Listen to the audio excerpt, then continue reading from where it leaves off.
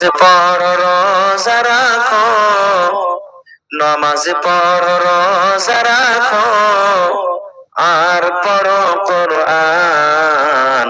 ওরে মুসলমান তোরা হারস নাই মান।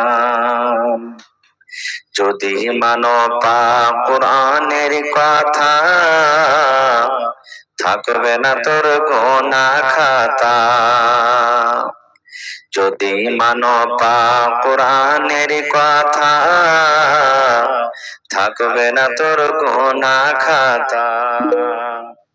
পুলসিরাতে পার করিবেন, পুলসিরাতে পার করিবেন খোদা রব্বে দো জাহান। ওরে মুসলমান তোরা হর্ষ নাই মান। নামাজ পড়ো রোজা রাখো, নামাজ পড়ো রোজা রাখো, আর পড়ো কোরআন। ওরে মুসলমান তোরা হর্ষ নাই মান। কি করে কি আমল করলে একাই আলে একাই যাবে, কি করে কি আমল করলে একাই আলে একাই যাবে। ভালো আমল যদি করে গেলি, নেক আমল যদি করে গেলি, হবে তোর কল্যাণ। ওরে মুসলমান তোরা হর্ষ নাই মান।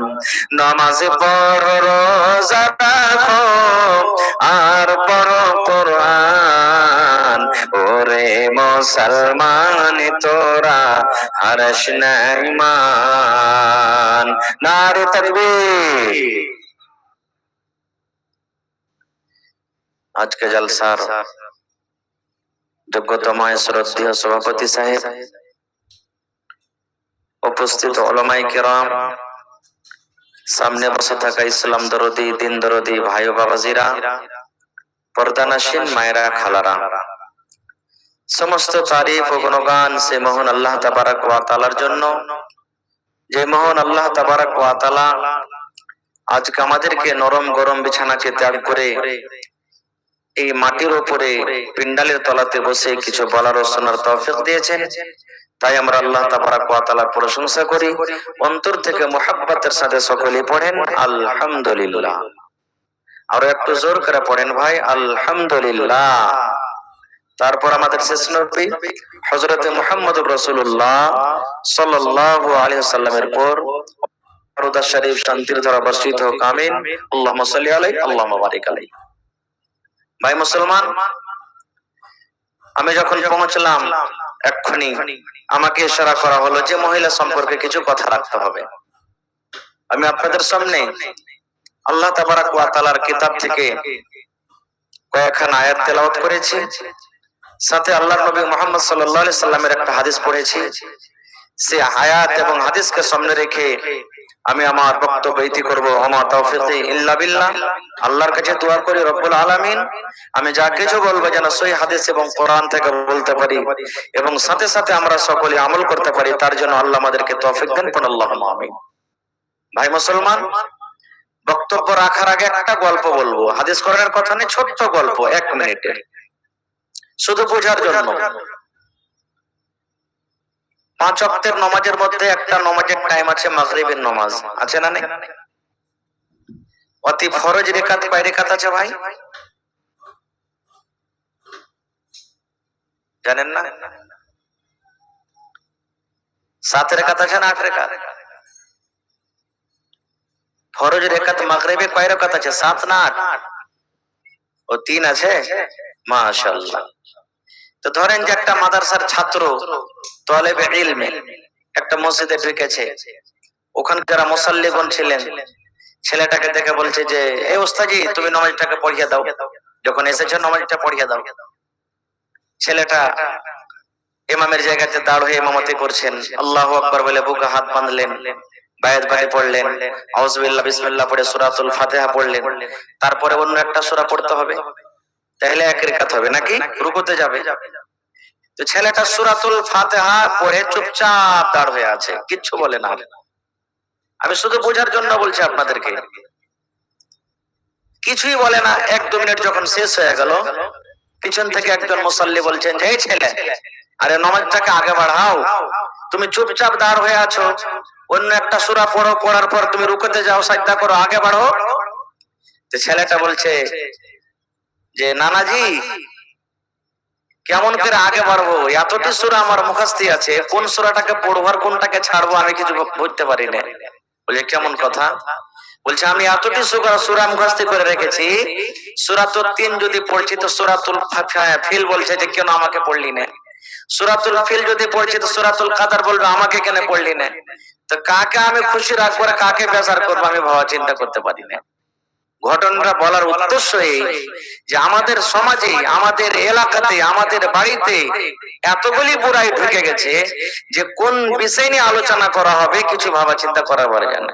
আমার উস্তাদ মুহতারাম, হ্যাঁ শেখ মুহতারাম এক্ষুনি কত রকম কত ভালো ভালো দামি কথা বলে গেলেন। তো আজকে আমি আমাদের মধ্যে এই যে আমাদের কলিজার টুকরা মেয়ে, আমাদের বেটি আমাদের বাড়িতে যখন জন্ম নেয় তখন আমাদের মনটা খারাপ হয়ে যায়। তো বাড়িতে যদি আল্লাহ তাবারাক ওয়া তাআলা আমাদেরকে বেটি দান করছেন, বেটি বাড়িতে যদি আমরা পাই, আমাদের ঘরে যদি আসে, আল্লাহ তাবারাক ওয়া তাআলা সেই বেটির সেই মেয়ের ফজিলত কতটুকু দান করেছেন এবং তার বাবাকে আল্লাহ তাবারাক ওয়া তাআলা কতটুকু ফজিলতের কথা বলেছেন, এই বিষয় নিয়ে কিছু আলোচনা করব ইনশাআল্লাহ তাআলা। কোরআনে কত সূরা আছে ভাই? আমি যতক্ষণ থাকবো মাঝে মাঝে কথা বলতে হবে। কোরআনে কত সূরা আছে?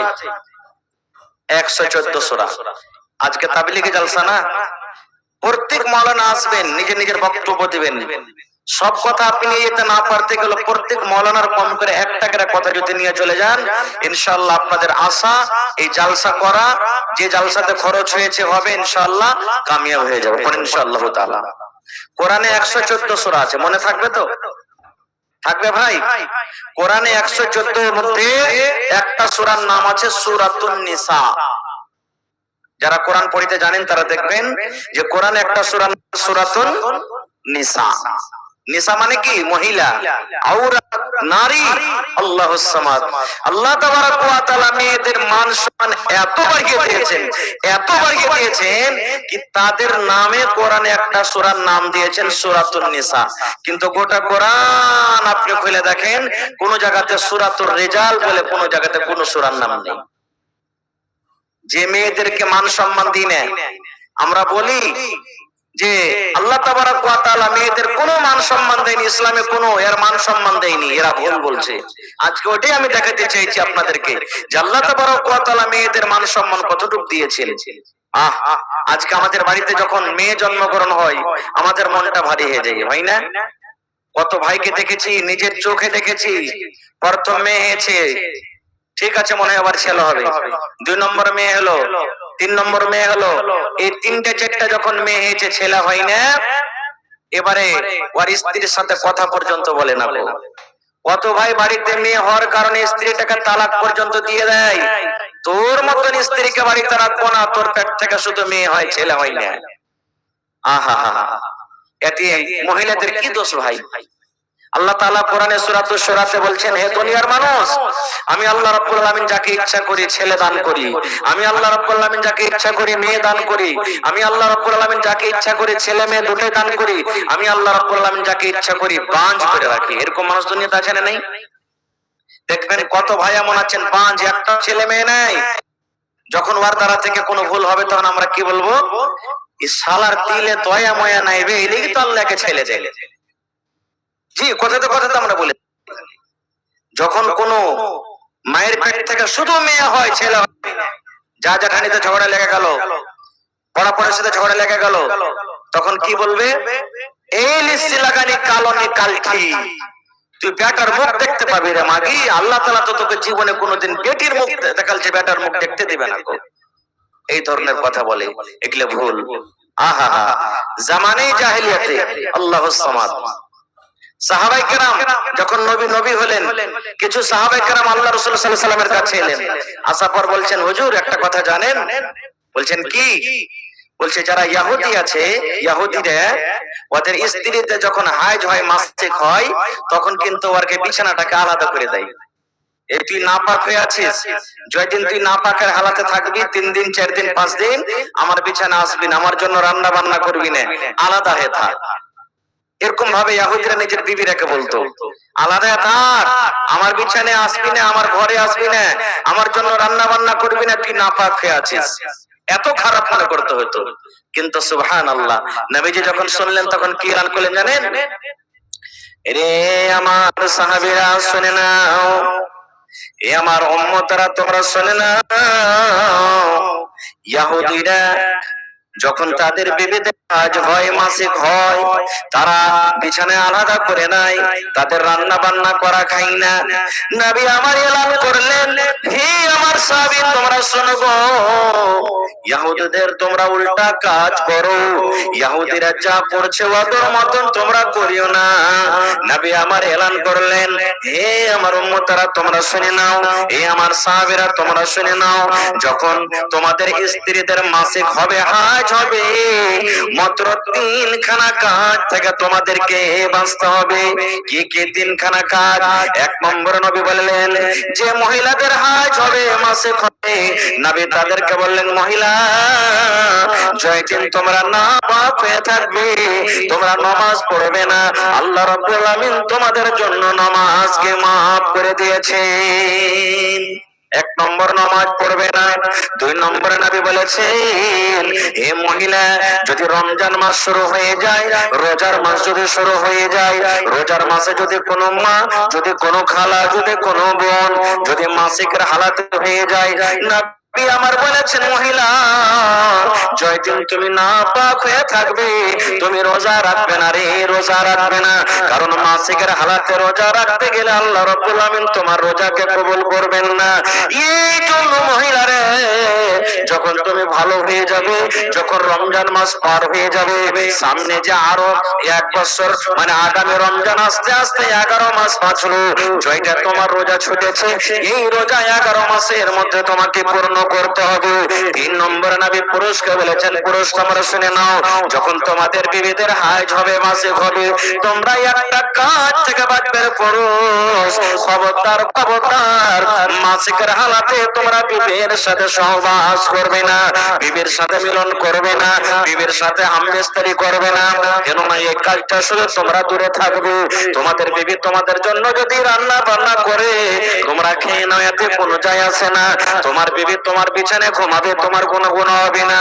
তোমার বিবি তোমার জন্য পানি নিয়ে এসে দেবে, তোমার গুনাহ হবে না। তোমার বিবির গায়ে গা লাগিয়ে তুমি ঘুমাও, আরাম করো, তোমার গুনাহ হবে না। মাসিকের হালাতে যদি তোমার বিবিকে তোমার ইচ্ছা করে আমি চুমা দেব, তুমি চুমা দিতে পারো, তোমার কোনো গুনাহ হবে না। ইহুদিরা যেটা কাজ করছে এটা ভুল, ইহুদিদের মতো তোমরা করবে না। শুধু 3টা কাজ থেকে তোমরা দূরে থাকবে। মহিলারা 5 ওয়াক্ত নামাজ যা পড়তো ভালো অবস্থায়, যতদিন না পাক হয়ে থাকবে নামাজ পড়বে না, আল্লাহ নামাজ maaf করে দিয়েছেন। 2 নম্বরে রোজার হালাতে যদি এরকম ভাবে কেউ না পাক হয়ে যায়, রোজা রাখবে না, অন্য মাসে পুরা করবে। 3 নম্বর নবী পুরুষকে বললেন, পুরুষ রে তোমরা বিবির সাথে সহবাস করবে না, এই কাজ বাদ দিয়ে তাদের রান্না বান্না তোমাদের জন্য হালাল। সুবহানাল্লাহ। তাহলে দেখেন নবীজি মেয়েদের মান সম্মান কতটুকু বাড়িয়ে দিলেন। আর একটু আগে চলেন, আল্লাহর নবীর স্ত্রী আয়েশা রাদিয়াল্লাহু তাআলা আনহা পাঞ্জরে বসে আছি, আমি নবীর পাঞ্জরে বসে বসে হয়তো আমি দুধ পান করে গ্লাসে মুখ লাগাই, হয়তো আমি পানি পান করি। নবীজি আমার দেখেন আমার বিবি আয়েশা গ্লাসের কোন জায়গাতে মুখ লাগাইয়া, ঠোঁট লাগাইয়া পানি পান করে। মায়েশা বলেন, পানি পান করতে করতে কিংবা দুধ পান করতে করতে যখন আমি গ্লাসটাকে রেখে দিলাম, আমার নবী ওই গ্লাসটাকে নিয়ে আমি আয়েশা যেই জায়গাতে আমি মুখ লাগায় পানি পান করলাম। আমার নবী আমার ওই মুখ লাগা জায়গাতে নিজের মুখ লাগাই নবীজি পানি পান করলেন। শুধু তা নয়, মায়েশারও বলেন আমি হাড্ডি চুষে চুষে খাই, গোশত আমি কামড় দিয়ে দিয়ে খাই। নবী আমার দেখেন আমার বিবি আয়েশা গোশতের কোন জায়গাতে দাঁত লাগায় লাগায় কামড় দেন। মায়েশা বলেন পেশটাকে যখন আমি থালাতে রেখে দিলাম, আমার নবী পেশটাকে নিয়ে নিলেন। আমি আয়েশা যে জায়গাতে দাঁত লাগাইয়া কামড় দিলাম, দয়ার নবী আমার ওই দাঁত লাগা জায়গাতে নিজের দাঁত লাগায় কামড় দিয়ে দেখলেন। এবার মা আয়েশা শেষের বেলায় কি বলছেন জানেন? আমি তখন হাইজের হালাতে মাসিকের হালাতে আমি থাকতাম। তাহলে দেখেন যে ইহুদিরা বিবির হাজ হতে গেলে বিছানা আলাদা করতো, তাদের রান্না বান্না করা খাইতো না। কিন্তু নবীজি আমার মেয়েদের মান সম্মান এত বাড়িয়ে দিলেন বন্ধুরে। মায়েশা বলেন যে আমি হাইজের হালাতে মাসিকের হালাতে থাকতাম, আমার ঝুটটা আমার কাহিরা আমার নবী কিন্তু শিখাইতেন। আর আজকে আমাদের মহব্বত ভালোবাসা কি জানেন? যদি আপনারা যেটি ভাত খান, কোন ভাই ভাত খেয়েছে, ভাত খেতে খেতে যদি যেটি ভাত বেশি হয়ে যায়, আর যদি বলে খালেদার মা আব্দুল্লাহর মা রে ভাত কটা খাইলে, তো মা খালারা কি বলবেন জানেন? আব্দুল্লাহ রে তোর বাপের ভাত কটা এই মুরগিটাকে দিয়ে তো বকরিটাকে দিয়ে যা, এই পোটা পড়ার ভাত দিয়ে খেয়ে আমি খেতে পারবো না। এই তো আমাদের মহব্বত ভালোবাসা। আর একটু আগে চলে সুবহানাল্লাহ। আল্লাহ রাসূল সাল্লাল্লাহু আলাইহি ওয়াসাল্লাম বলেছেন, ওরে সুবহানাল্লাহ, আল্লাহ রাব্বুল আলামিন কোরআনে বলেন ওয়া ইযা বুশরা আহাদুহুম বিল উনসা যাল্লা ওয়াজহুহু মুসওয়াদ্দান ওয়া হুয়া কাযীম। আজকে যেমন আমাদের বাড়িতে মেয়ে জন্মগ্রহণ হতে গেলে আমাদের মনটা খারাপ হয়ে যায়, বিবিকে নানা রকম আমরা কথা বলি। ওরে আল্লাহ, কত রকম আমরা বিবিকে কষ্ট দিই, মন খানা আমাদের ভারী হয়ে যায়, রাতের বেলাতে ঘুম আসে না। আফসোস করে বলি রব্বুল আলামিন, কেন তুমি আমাকে মেয়ে দিলে আল্লাহ, কেন তুমি ছেলে দিলে না? আল্লাহ রাব্বুল আলামিন ওই মক্কা নগরে, মক্কা শহরের কথা আল্লাহ নিজের কোরআনে বলেন, ওই মক্কা নগরে যখন কোন বাড়িতে মেয়ে জন্মগ্রহণ হতো, কোন বাড়িতে যখন বেটি জন্ম হতো, ওই বাবার মন খানা কালো হয়ে যেত, মুখ খানা কালো হয়ে যেত, গ্রামে হাঁটতে পারত না, লজ্জার কারণে কোন মানুষের পাঞ্জরে বসত না, এই জন্য বসত না। মানুষেরা দেখে দেখে কথা বলবে, দেখো রে এ মেয়ের বাবা চলে যায়, মানুষরা ইশারা করে করে বলবে দেখো মেয়ের বাবা চলে যায়। ওই মেয়ের বাবা রাতের বেলাতে শুয়ে ঘুম আসতো না, আফসোস করে বলতো আল্লাহ, কেন তুমি আমাকে মেয়ে দিয়েছো? আল্লাহ তুমি কেন, আল্লাহ তুমি ছেড়ে দিলে না? হে রব্বুল আলামিন, কে আমাকে শ্বশুর বলবে, আমি কাকে জামাই বলবো? এই বাবা চিন্তা করে ইমাম বাগাবী রাহমাতুল্লাহ আলাইহি বলেন, যখন ওর মেয়ের বয়স 5 বছর, 6 বছর, 7 বছর যখন হয়ে যেত, ওই পাপ দেখান কোদল নিয়ে জঙ্গলের ভিতরে চলে যাইতে। মক্কা নগরে কিছু কিছু মানুষ কি করতো, আর জন্য লজ্জার কারণে, শরমের কারণে, বেটির বয়স যখন 5 বছর 7 বছর হইতো, তখন একটা কোদল নিয়ে জঙ্গলে চলে যেত। জঙ্গলে যাওয়ার পর কি করতো জানেন? বেটিকে দফন করব বলে সুন্দর করে একটা গর্ত খাল করে বাড়িতে চলে আসতো। আসার পর তখন বিবিকে বলতো কি, এ আমার ভালোবাসা বিবি, এ হালেমার মা, এ জামিলার মা, খালেদার মা, শোনো রে, আমার কলেজা টুকরা মেয়েকে তুমি সুন্দর করে সাজিয়ে দাও। আমার মেয়ের বয়স 7 বছর, 8 বছর হয়ে গেল, জীবনে কোনদিন আরবের বাজার কেমন হয় দেখেনি, আরবে কেমন মেলা লাগে জীবনে দেখেনি। আমি তাকে মেলা নিয়ে যাব, বাজার আমি তাকে নিয়ে যাব, সুন্দর করে তুমি সাজাইয়া দাও। এই কথাটা যখন মা শুনতেন, আহা, মা কিন্তু খুশিতে আটখানা হয়ে যেত না। তাহলে আমার স্বামীর দয়া হয়েছে, আর মনে হয় তার মেয়েটাকে মারবে না। মা খুশি হয়ে মেয়েকে ডেকে সুন্দর করে তেল কাজল দিয়ে হলুদ দিয়ে গোসল করে দিতেন, নতুন জামা নতুন কাপড় দিয়ে আব্বার হাতে তুলে দিতেন। মা কিন্তু জানতো না আরে আমার মেয়েকে কোন মেলা কোন বাজারে ঘুরতে নিয়ে যাবে। ইমাম বাগাবী রাহমাতুল্লাহ আলাইহি বলেন, আব্বার হাতে যেমনই হাত তুলে দেওয়া, আব্বা জান মেয়ের হাত কান্ডাকে ধরে এবার নিয়ে যেতে শুরু করলেন। নিয়ে যেতে যেতে যেতে মেলা না নিয়ে গিয়ে ওই জঙ্গলের ভিতরে যে জায়গাতে গর্ত করেছে একদিন দুই দিন আগে, ওই জঙ্গলের দিকে কিন্তু নিয়ে যেতে লাগলেন। হাঁটছেন, এবার পরে যে টুকরা মেয়ে বলছেন, আব্বা এই জঙ্গলের ভিতরে শুধু গাছ আছে, জঙ্গলের ভিতরে শুধু কাঁটা আছে, এই জঙ্গলের ভিতরে মাঠে ময়দানের কোনো বাড়ি ঘর দেখতে পাওয়া যায় না, এখানে কোনো দোকান বাজার দেখতে পাওয়া যায় না, কোনো লোকজনকে দেখতে পাওয়া যায় না। আব্বা কোথায় আপনি আমাকে নিয়ে যাবে?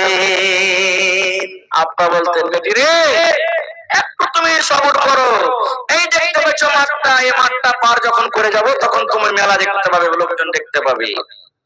ও তো মাসুম বাচ্চি, জানে না আমার আব্বা জান আমাকে কোন মেলা ঘুরতে নিয়ে যাবে। ওরে সুবহানাল্লাহ।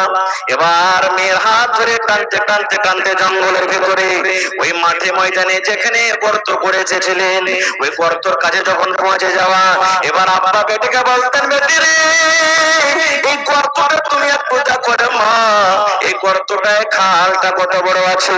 ইমাম বাগাবী রাহমাতুল্লাহ আলাইহি বলেন, ওই কলেজার টুকরা জানে না আমার আব্বা জান কেন আমাকে গর্ত দেখতে বলে।